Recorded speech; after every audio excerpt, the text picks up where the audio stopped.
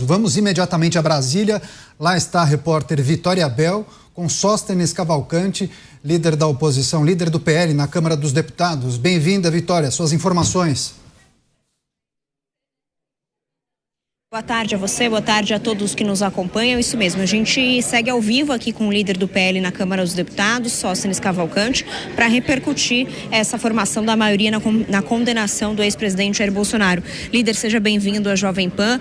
Bom, depois desse resultado, imagino que vocês já tenham críticas a fazer ao Supremo, mas a gente queria saber quais vão ser as repercussões aqui no Congresso. Vocês já esperam fazer algum tipo de resposta, obstrução na Câmara ou no Senado?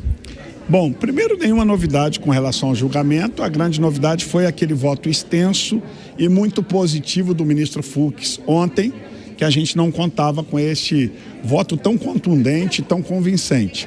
O restante a gente já sabia que isso tudo é uma grande farsa de uma perseguição política ao maior líder político já visto nos últimos 50 anos no Brasil, que é o presidente Bolsonaro.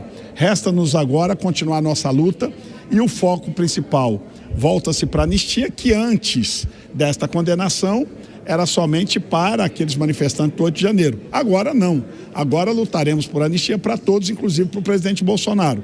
E isso a gente tem muita esperança e muita fé, estamos trabalhando intensamente até a semana que vem, para que a gente possa finalmente pautar na Câmara na semana que vem, votar e que venha para o Senado e o Senado também possa deliberar sobre a matéria. Este é o nosso foco de trabalho agora, a nossa resposta. Com relação à obstrução e outras atividades, a gente tomará decisões no momento oportuno, se houver necessidade e na casa adequada. Eu acho que neste momento, na Câmara dos Deputados, eu tenho muita fé e esperança que na reunião de colégio de líderes da terça-feira a gente paute. Em pautando, a gente não teria necessidade de obstrução, vamos votar para avançar a anistia.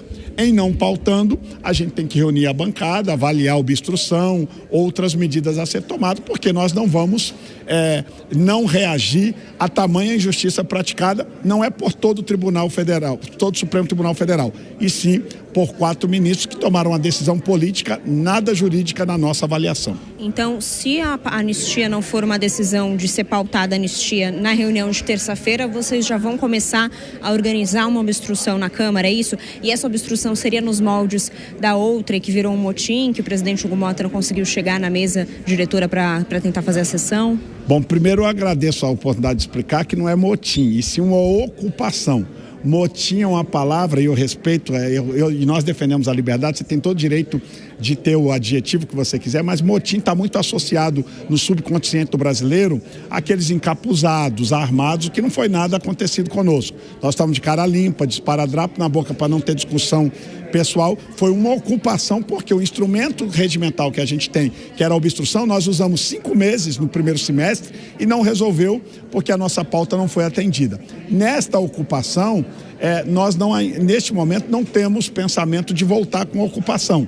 Lógico que também não está descartada se houver necessidade, mas nós acreditamos muito no diálogo, na política, e entendemos que na próxima semana temos muita fé que virá a pauta anistia e a gente vai poder deliberar, porque é simples, se a anistia tem maioria de votos, será aprovado, se não será derrotado, e isto é uma atribuição da Câmara e do Senado votarem. Isto não pode ser impedido por agente externa corporis, neste caso alguns interessados, ou seja, do Executivo ou do Judiciário, em impedir o debate na Câmara e no Senado. Isso tem que ser feito. Nada está descartado, mas nós vamos agir com muito equilíbrio, com muita responsabilidade daqui para frente para fazer justiça aos injustiçados desta trama que nunca existiu, o pseudo-golpe. Líder, de acordo com alguns líderes próximos ao Hugo Mota, o presidente da Câmara estaria avaliando um texto da anistia, também alternativo a esse texto mais amplo, seria um texto mais restrito, com uma possível redução de penas, que poderia também beneficiar Jair Bolsonaro, mas reduzindo a pena e não dando um perdão total. Como o senhor avalia essa possibilidade? Bom, primeiro eu respeito a sua fonte, mas eu não acredito, porque eu tenho conversado com vários agentes políticos, inclusive com o presidente Hugo Mota. Isso nunca foi posto. Como também não acredito que o presidente Alcolumbre esteja falando isso, ou se fala, ele fala simplesmente da boca para fora, porque até hoje ele não apresentou esse texto. Não se fala de uma coisa que não está escrito. Então, assim, e para nós, a esta altura, após condenação do presidente Bolsonaro, só existe uma alternativa. Ou é anistia, ou nós não temos interesse em texto paliativo, anistia light, como alguns querem denominar. Nós não temos interesse de forma nenhuma de votar algo que não resolva o problema real do Brasil, que é um inquérito aberto desde 2019, que através desse inquérito abre outros inquéritos e outros inquéritos para perseguir politicamente quem é conservador e quem dá à direita. Ou nós vamos resolver e matar o mal pela raiz, ou nós não queremos votar alguma coisa que não resolva o problema de fato, que é estes inquéritos todos legais e morais abertos desde 2019. Líder, o senhor estava reunido agora há pouco com o presidente do PL, Valdemar da Costa Neto. Queria saber se vocês já conversaram sobre essa condenação do ex-presidente, se vocês já chegaram a falar um pouco sobre o futuro do partido depois dessa condenação. Primeiro, estive com ele, sim, num canal de televisão, numa entrevista que ele deu hoje à tarde. Depois da condenação, falei com ele ao telefone, que ele já estava indo para São Paulo. Primeiro, dizer que o PL está mais forte do que nunca. Porque quando a população começa a ver a perseguição e a exposição ao processo de humilhação que Alexandre de Moraes, a esquerda, querem fazer com o presidente Bolsonaro, que nunca roubou R$1, investigaram a vida dele, da família dele. Ele não está sendo condenado por corrupção como o atual presidente da República. Ao contrário, ele está sendo condenado por um golpe que nunca existiu. Então, está claro para a população brasileira a perseguição. E isso nos fortalece. Tristemente, é péssimo ter que falar isso, que eu não gostaria que ninguém fosse preso, nenhum dos presos do 8 de janeiro, nem o presidente Bolsonaro, mas se é necessário a gente pagar o preço da perseguição política para mostrar ao Brasil o caminho errado que o Brasil está, para a gente se fortalecer, isso vai fazer o PL mais forte. Nós vamos estar lutando mais do que nunca e contando com o povo brasileiro, que está vendo um homem honesto, que foi o único governo que governou, abaixou o imposto e aumentou a arrecadação, não roubou R$1 de ninguém, está sendo preso injustamente. Vocês temem que o ex-presidente Bolsonaro vá para Papuda? Vocês acreditam que ele permaneça em prisão domiciliar? Como a gente não entende mais os critérios do judiciário brasileiro, por quê? O presidente Lula foi condenado por corrupção em 3 instâncias, e em cada instância com pena aumentada e por unanimidade. O Bolsonaro não teve 3 instâncias, só uma turma do STF manipulada pelo ministro Alexandre de Moraes. Lula ficou na Superintendência da Polícia Federal em Curitiba.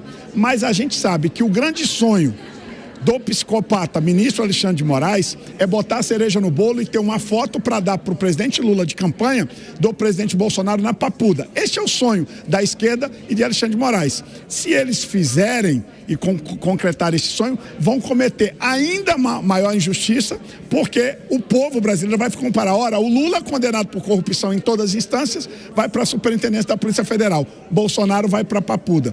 Deixem eles continuar errando, é lamentável, a gente nunca deseja isso a um amigo, a uma pessoa que a gente sabe que é íntegro, como o presidente Bolsonaro, mas se fizerem isso, eu tenho certeza que o povo brasileiro, que é um povo pacífico, um povo ordeiro, vai se colocar no lugar do presidente Bolsonaro, vai se penalizar, e esse tiro que eles estão dando será um tiro na cabeça daqueles algozes do presidente Bolsonaro. Líder, para a gente encerrar, uma última pergunta. Claro que vocês ainda têm esperança do ex-presidente Jair Bolsonaro se tornar elegível novamente, mas o cenário de agora é de inelegibilidade, o que já é entendido também pelo próprio presidente do partido. Diante disso, vocês já vão se reunir para tentar pensar num novo nome em substituição a Jair Bolsonaro? Vocês vão conversar com o Bolsonaro sobre isso, digo, nas eleições presidenciais do ano que vem? O presidente Valdemar tem feito declarações públicas e nós só temos uma única declaração. O nosso candidato, porque Lula estava condenado e preso. Foi solto, foi candidato, ganhou a eleição, está preso no Brasil. Tudo que está acontecendo com o presidente Bolsonaro é muito menor do que aconteceu com Lula, que foi pego em corrupção. Então, nós continuamos acreditando na reversão da elegibilidade do presidente Bolsonaro. O que nos preocupa no presidente Bolsonaro é as crises de soluço e a recuperação de tantas cirurgias que ele passou. E se em algum momento o presidente Bolsonaro achar que ele não terá condições, ou de saúde, ou condições políticas, ou jurídicas, para não ser candidato, somente ele é a pessoa que vai poder dizer: não sou candidato e indico pessoa A, B ou C. E quem o presidente Bolsonaro indicar, todos nós do PL vamos abraçar e apoiar, porque nós somos leal ao nosso presidente Bolsonaro. Mas essa decisão precisa ser feita nesse ano ainda, ou pode ficar... Não, essa decisão, o Lula foi candidato até na convenção partidária. Então, essa decisão não precisa, e se depender da minha opinião, este ano é que não se decide. Já apressaram a condenação do presidente Bolsonaro, agora é que não tem. O pior já aconteceu, para que vai fazer essa declaração agora? Para mim, essa decisão tem que ficar, se ele quiser escolher, para o ano que vem, na hora que ele decidir. O presidente Bolsonaro é o nosso líder maior e sabe a hora de tomar a decisão. Certo, líder, obrigada pela sua participação. É com vocês aí no estúdio da Jovem Pan. Legal, Vitória Abel, obrigado pelo trabalho. Entrevista exclusiva com o líder do PL na Câmara dos Deputados, Sóstenes Cavalcante, naturalmente avaliando, trazendo suas reflexões sobre os votos dos ministros, mas também adiantando quais devem ser os próximos passos da oposição em relação ao PL da anistia, a possibilidade de reversão da inelegibilidade de Jair Bolsonaro, possibilidade de adotarem uma estratégia de obstrução total dos trabalhos, enfim. Mas descarta, inclusive, mencionou com a nossa repórter, a possibilidade de colocar em votação uma anistia light, ou uma anistia que não seja ampla, geral e restrita, o que na avaliação deles nem seria um PL da anistia, né? Poderia até ter um outro nome.